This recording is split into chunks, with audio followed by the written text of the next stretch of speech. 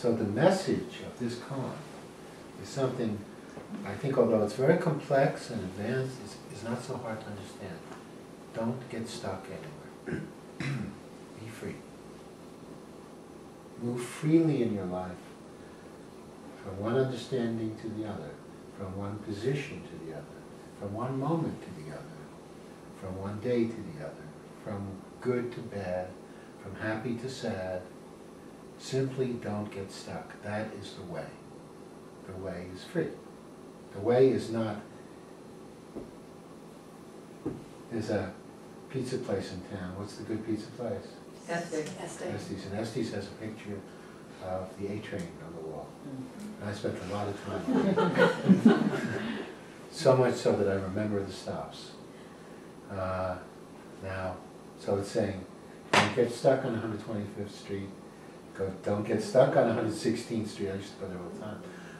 Don't get stuck on 59th Street. Don't get stuck on 14th. These are the stops. See, life is not any one of those stops. It's the whole A train. Life and death are the whole A train.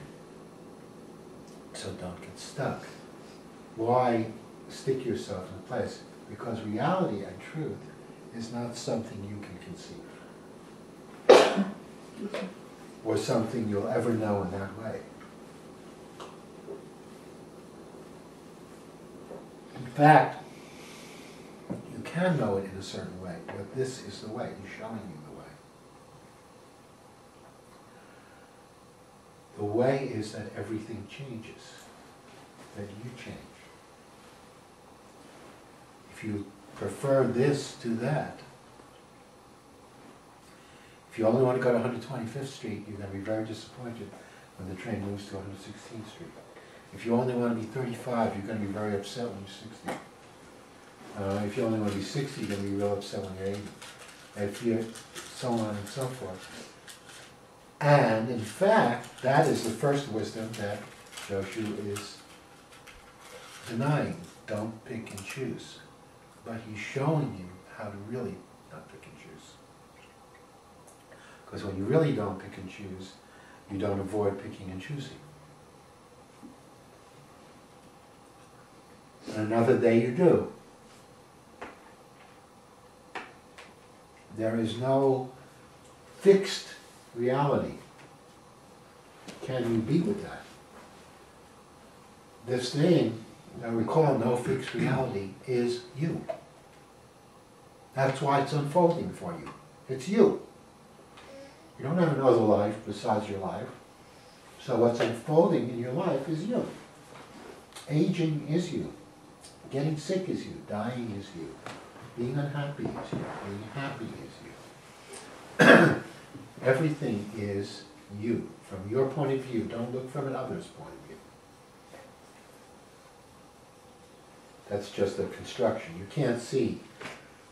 You see the Buddha, you see enlightenment, you see unstuckness from your point of view. Look from your point of view. From your point of view, everything that happens to you is you. So we say this incredible search for the way is incredibly funny in a way, because the way is just every moment of your life and death. Every moment of your life and death is enlightenment. The minute you get stuck that it's this moment and not that moment, it's not enlightenment, and that's what Joshu was refusing. Think about this guy, you know, it's like Koan, original probably, 800 about. Okay, so this is this guy giving you this message 1,300 years into the future. He knew it would be preserved. This is what he had to say to you. Don't get stuck anywhere. That is enlightenment. By the way, somebody did come, the town, Joshu, had a stone bridge.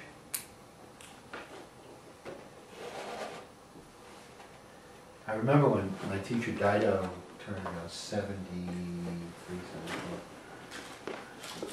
74. I went to visit him, and he's very funny. He's got a great sense of humor, and he and I, or very, I was the only one who would joke with because we understood each other, because I grew up in the Bronx and he grew up in Newark. We were both inner city kids. There was a certain black humor that we shared growing up, and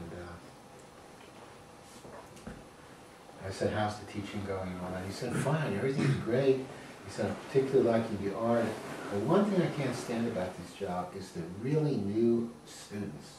They're wet behind the ears, wise, alecky assholes that come in to die something. And he was great that way. He's Italian, and I remember he said to me once that he had Italian Alzheimer's. He'd forgotten everything except his enemies. And anyway, so Joshu had, at his advanced age, had some problems. The town of Joshu had a stone bridge, which in China at that time was real famous because most bridges were wood. And yet, there became this kind of parable that people talked about, Joshu's stone bridge, which meant the bridge you had to cross with Joshu to find truth. And so somebody comes to the town of Joshu and comes over the bridge, and Joshu is there. And Joshu was supposed to be not this very impressive guy, really. He was very small, even for a Chinese guy at that time, and not a fancy dresser. You know, you were allowed to wear all kinds of things. And he didn't. The guy goes up to Joshu and says, I came to see Joshu's stone bridge. And he says it to Joshu, a young student. He says, and now that I've gotten here, all I see is a plain wooden bridge. And he's being, you know, he's fighting with him kind of. It was a style that was acceptable of interchange. And Joshu says, you don't see Joshu's stone bridge, meaning the reason you don't see Joshu's stone bridge has nothing to do with me. It is that you don't see Joshu's stone bridge. And the guy says, oh, so what's Joshu's stone bridge? Meaning, what's it like? And Joshu says, anyone can cross, horses and donkeys too. Meaning,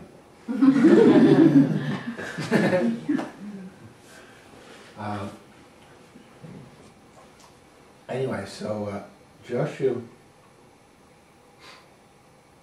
was constantly at his level. Everybody was always trying to force him into a conclusion, into a position, into a thing. And this is going to happen in your life too. Everybody around you tries to force you into a position, into a stance, into being who you should be, into being who they want you to be. Life itself tries to do it by making you older, by making you sick. The society tries to make you something. Your wife tries to make you something. Your husband tries to make you something. Your dog, my dog, is the worst. So, the point is that we forget who we are. That we become fixed. We become one thing instead of becoming this incredibly free being. This free being that is not anyone, that is not anything, that is unknown, that you can't realize, that you can't grasp, was called historically the Buddha, the realized one. And the realized one is you. And that's what Joshu is really, my class is telling you here, the Buddha is not this and it's not that. It's not here and it's not there. You are not this, you are that. You are completely unknowable. And yet you can witness your life as a realized one, which will unfold for you day after day. If you want enlightenment, enlightenment is freedom. There's no freedom. There's no enlightenment without freedom. Enlightenment is not some light going off in your head and then you know everything. Everybody already knows everything.